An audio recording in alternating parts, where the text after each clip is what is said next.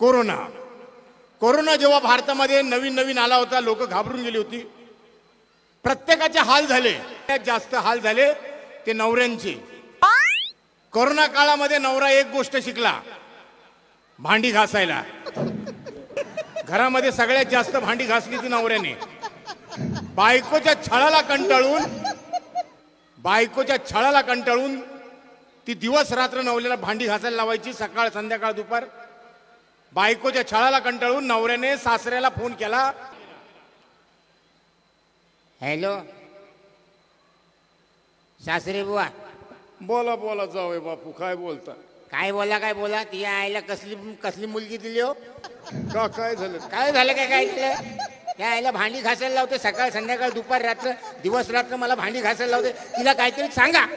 सांगतो. काय सांगतो कधी सांगतो? माझी भांडी घासून झाली की सांगतो.